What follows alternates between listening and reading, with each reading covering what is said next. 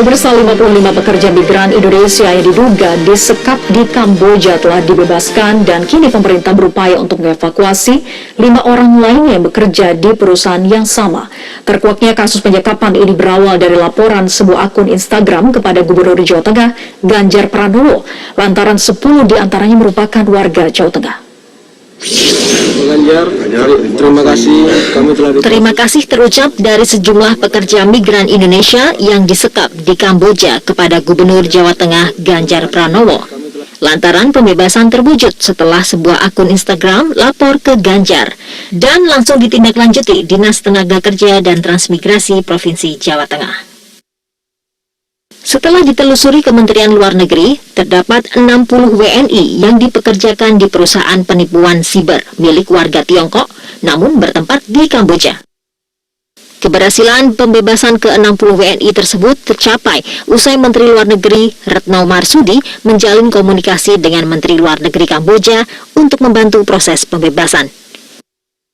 Alhamdulillah, puji syukur kehadirat Allah Subhanahu wa Ta'ala, pada malam hari ini kami telah mendapatkan konfirmasi bahwa 55 orang WNI telah berhasil diselamatkan.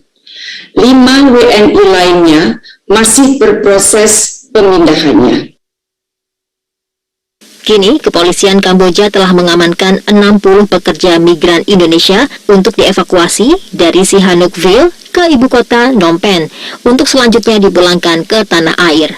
Penyekapan WNI ini bukan pertama kalinya. Sebelumnya pada tahun 2021, Kemenlu juga menangani kasus serupa terhadap 119 WNI yang dipekerjakan di bidang online scam atau penipuan online. Tim Liputan, Metro TV.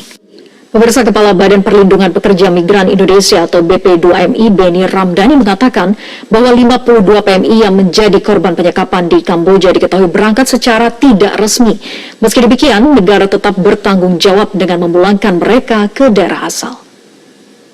BP2 ini tentu tinggal menunggu kapan mereka tiba, dan setelah tiba di tanah air menjadi tanggung jawab BP2MI untuk kita pulangkan mereka ke keluarga atau ke daerah asal mereka. Tapi yang paling penting ingin saya sampaikan, 52 PMI yang sedang mengalami penyekapan ini benar-benar tidak tercatat dalam Sisko P2MI, sistem yang kita miliki. Berarti mereka berangkat secara tidak resmi. Nah, peristiwa seperti ini terus berulang karena memang sindikat penempatan ilegal ini terus terjadi, sehingga kita membutuhkan sebetulnya kerja-kerja dari setiap kementerian lembaga untuk serius tegak lurus pada perintah konstitusi untuk menjaga dan melindungi setiap anak bangsa tidak lagi menjadi korban perdagangan manusia. Pemirsa, aduan penyekapan pekerja migran Indonesia di Kamboja kepada Gubernur Jawa Tengah Ganjar Pranowo membuahkan hasil. 60 pekerja migran Indonesia telah dibebaskan dan dalam proses pemulangan ke Indonesia. Untuk membahas hal tersebut kita telah terhubung dengan Gubernur Jawa Tengah Ganjar Pranowo. Selamat sore Pak Ganjar, salam sehat. Ya, selamat sore, salam sehat. Baik, Pak Ganjar, bisa diceritakan bagaimana sebetulnya awalnya Bapak menerima aduan penyekapan PMI di Kamboja ini? Ya, banyak sekali aduan yang sering masuk ke lapor grup umpama dari aplikasi kami, ada juga yang melaporkan melalui medsos yang saya miliki begitu. Dan aduannya banyak sekali. Nah, antara lain adalah soal atau persoalan ketenagakerjaan ini. Pada saat itu dilaporkan, memang SOP di kami selalu kami biasanya bertanya nomor teleponnya, posisimu sekarang seperti apa, dan seterusnya. Lalu kita distribusikan saat itu ke Ibu Kepala Dinas Tenaga Kerja kami, yang biasanya refleksnya kami minta untuk selalu berkoordinasi, sama kalau di Kamboja ini dengan KBRI, lalu dengan Kemenlu, dengan Kementerian Tenaga Kerja, dan saya menyampaikan terima kasih atas kerjasama yang luar biasa ini, dengan cepat itu bisa disampaikan. Selanjutnya memang keluarganya ada yang menghubungi saya, lalu kami sempat video call dengan mereka meskipun sembunyi pun sembunyi, dan mengatur jadwalnya agar ya tidak ketahuan lah, kira-kira begitu. Nah, kemudahan komunikasi lalu kooperasi yang dilakukan oleh mereka membuat kita cepat bergerak, dan saya senang kemarin dari Kemenlu langsung bertindak. Bu Menlu juga menghubungi saya dan kami koordinasikan secara diam-diam begitu, dan alhamdulillah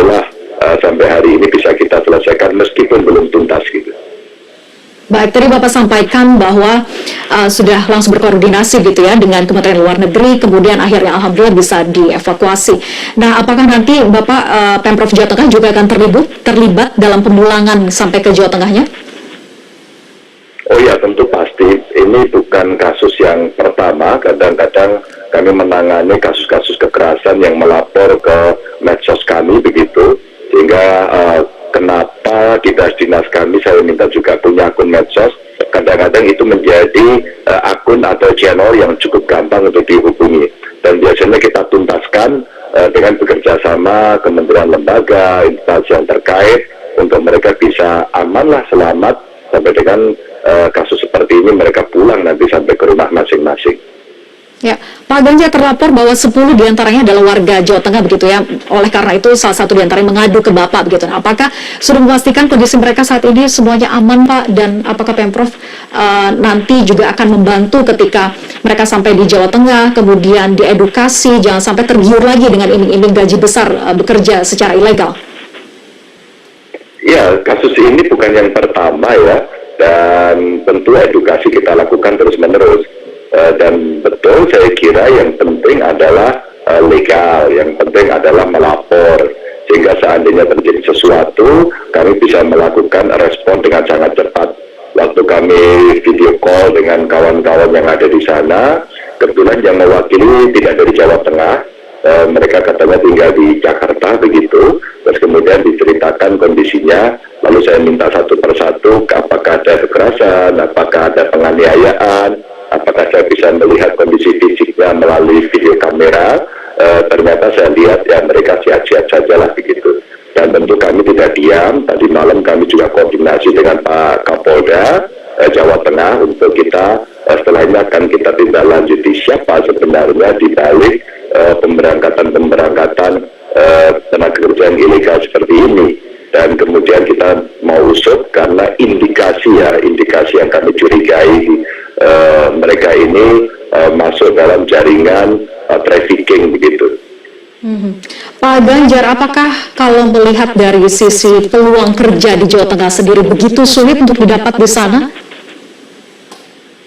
Ya, sebenarnya kalau orang mau bekerja betul, kami juga menyediakan banyak lapangan kerja ya. Apakah mereka bisa menjadi entrepreneur, kita melatih. Kemarin waktu hari ulang tahun koperasi juga banyak sekali pelatihan yang kita bikin begitu ya. Dan tentu saja dari 60 yang ada itu 10 saja dari Jawa Tengah, yang lain di luar dari Jawa Tengah. Maka sebenarnya kalau buat saya urusannya bukan urusan warga dari mana, tapi ini warga bangsa yang mesti kita tolong.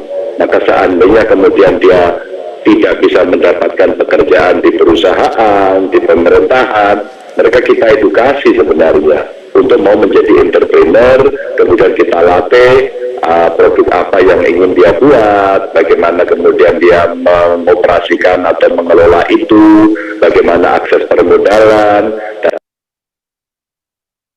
dan kami dampingi dan seterusnya begitu. Baik, upaya pencegahan, pendampingan, dan edukasi itu menjadi penting gitu ya Pak, untuk bagaimana mereka tidak lagi tergiur dengan iming-iming gaji besar di luar negeri dengan jalur yang salah. Baik, terima kasih Gubernur Jawa Tengah Ganjar Pranowo sudah bergabung bersama kami di Metro hari ini. Selamat sore Bapak, salam sehat selalu.